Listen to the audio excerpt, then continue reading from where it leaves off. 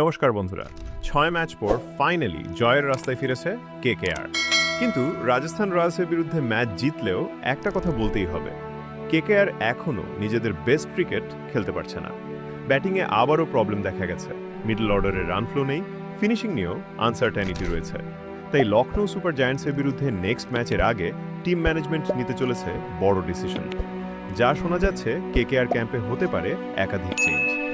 ফিন অ্যালেনের বদলে চান্স পেয়েছিলেন team Seifert, কিন্তু 2 ম্যাচেই পুরো ফ্লপ। তাই এবার তার জায়গায় দলে আসতে পারেন নিউজিল্যান্ডের স্টার অলরাউন্ডার রচিন রবীন্দ্রা।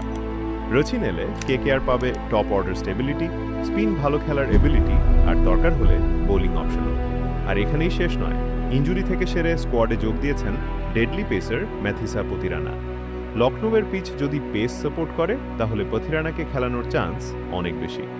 কিন্তু এখন সবচেয়ে বড় কোয়েশ্চেন, পথিরানা আর রচিনকে খেলাতে হলে বসবে কে? রোহমান পাওয়েল নাকি ক্যামেরন গ্রিন?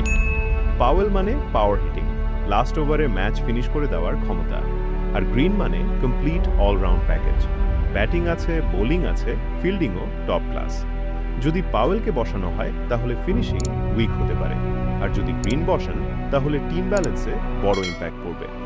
আরও একটা প্ল্যান চলছে, লখনৌয়ের উইকেট পেস ফ্রেন্ডলি হলে একজন স্পিনারকে বসিয়ে একজন ইন্ডিয়ান ব্যাটারকে খেলানো হতে পারে। কিন্তু স্পিনারকে বসাবে কে?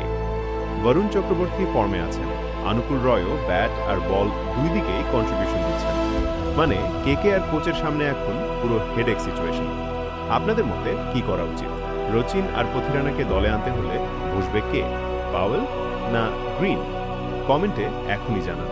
আর কেকেআর এর সব আপডেট পেতে চ্যানেলটা সাবস্ক্রাইব করে রাখুন।